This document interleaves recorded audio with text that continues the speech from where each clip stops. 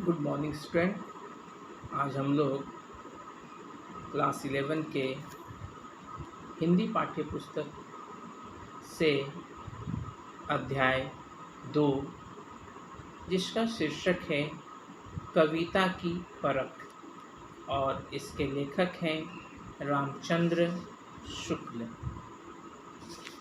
पिछले अध्याय में हम लोगों ने रामचंद्र शुक्ल के जीवन परिचय को जाना था।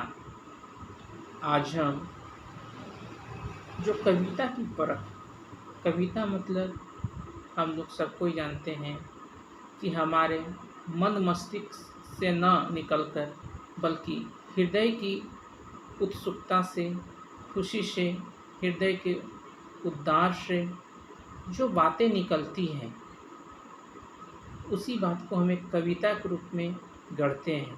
उस बात को हम लिखते हैं कविता के माध्यम से और यहाँ शीर्षक है कविता की परख।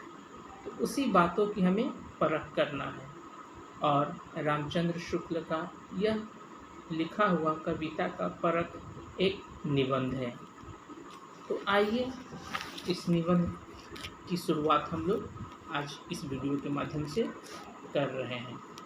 जैसा कि बताया जा रहा है, हिंदी साहित्य के आलोचक, इतिहासकार, निबंधकार और लेखक आचार्य रामचंद्र शुक्ल का आलोचनात्मक यह निबंध है।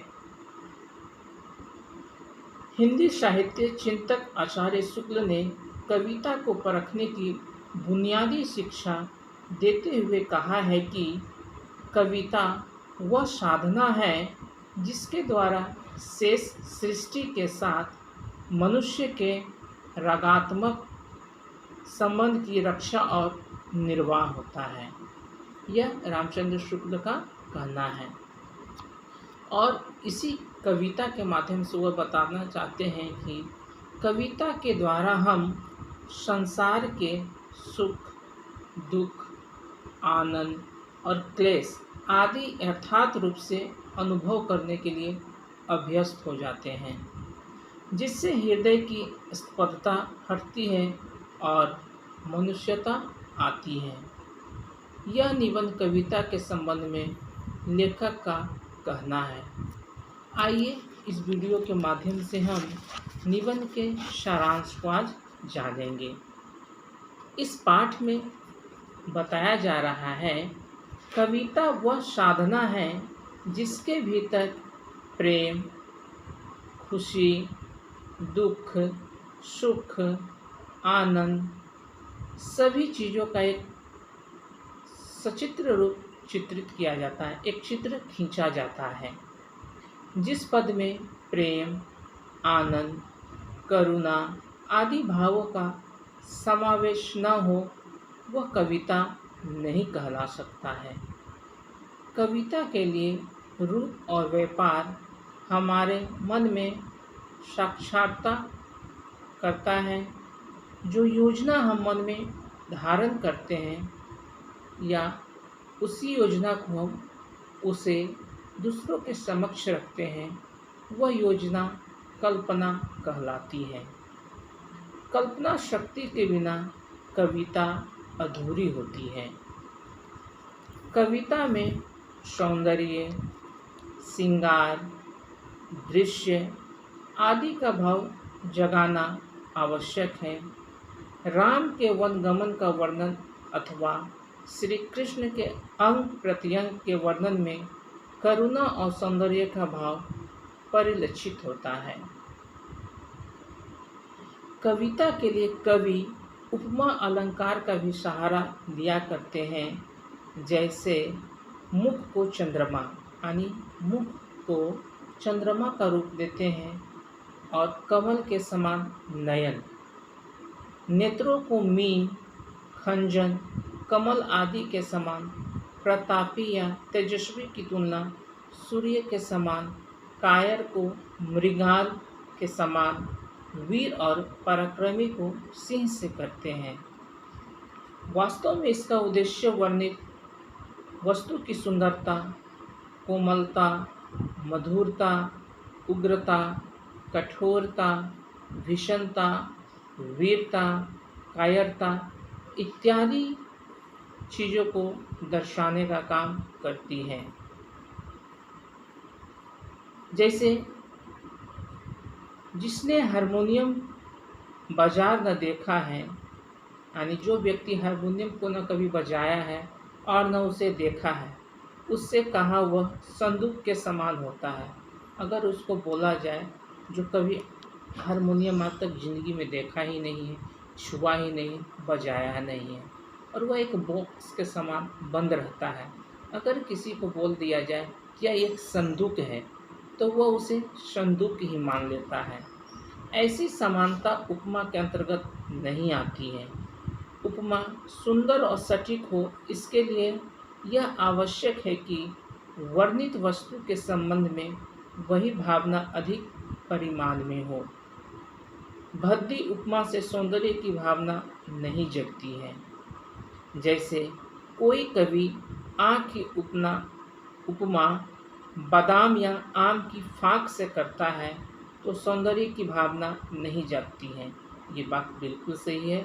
अगर कोई व्यक्ति किसी की आँखों की तुलना बादाम से कर दे या आम के फाक से कर दे, तो यह बिल्कुल कहना निरर्थक होगा और गलत भी होगा। जैसे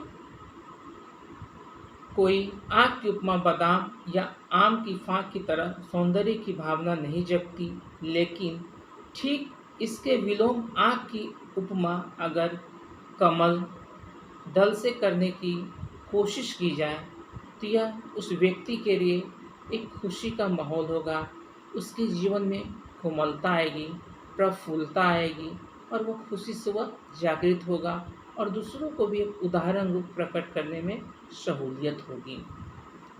कविता में प्रेम, शोक, करुणा, आश्चर्य, भय, उत्साह इत्यादि भावों को कवि पात्रों के माध्यम से कहलवाते हैं, ताकि भावों की पूर्ण रूप से व्यंजना हो सके।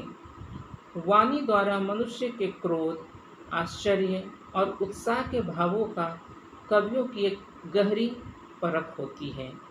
जैसा कि बताया जा रहा है, स्वयं श्री राम शोक के वेग में विवेक होकर कहते हैं, जब सीता माँ का हरण हो गया था तो श्री राम क्रोधित होकर शोक में वो बहुत सारी बातें कहते हैं। जो जने तेऊ बंधु बिछो, पिता वचन मन तेहु नहीं ओ। इस कथन को काव्य के सिद्धांत से अनभिज्ञ व्यक्ति राम के चरित्र में दोष समझेंगे, यानी कि वह गुस्से में कह दी और यह कहना गलत है। लेकिन सहृदय और मर्मज्ञ व्यक्ति से शोक की उक्ति दे सकते हैं। जिसका साहित्य का अनुभज्ञ है, सिद्धांतों और कथनों से कोई लगाव नहीं है, वह उसे दोष देंगे, श्री राम को दोष देंगे कि अपनी पत्नी के शोक में बेतुका बातें दूसरों को बोल दिए हैं। लेकिन अगर जिस व्यक्ति को सहृदय या उसकी मर्मज्ञ का संपूर्ण ज्ञान होगा, वह इसे शोक नहीं कहेंगे, बल्कि उसे दोष न कहकर शोक की उपमा दे सकते हैं। आगे है, कवि की निपुणता पात्र के मुख से भाव की व्यंजना कराने से ही परिलक्षित होती है। अर्थात रामचरितमानस में भी राम लक्ष्मण दोनों क्रोध प्रकट करते हैं। राम संचय और गंभीरता के साथ, जबकि लक्ष्मण अधीरता के साथ, उग्रता के साथ दिखाई पड़ते हैं। उत्साह आदि भावों में यह बात समाहित होती है। तो हम इस वीडियो के माध्यम से आज इस पाठ का, जो रामचंद्र शुक्ल के द्वारा रचित है, कविता की परख का एक छोटा सा सारांश आपको मैं बताया। कल जब अध्ययन शुरू की जाएगी तो इसको पेज बाय पेज, हम लोग पेज नंबर 25 से इस पाठ की शुरुआत है, तो कल हम लोग पेज नंबर 25 और 26 का अध्ययन करेंगे। आज हम लोग इस पाठ का एक सारांश को जाना और समझा है।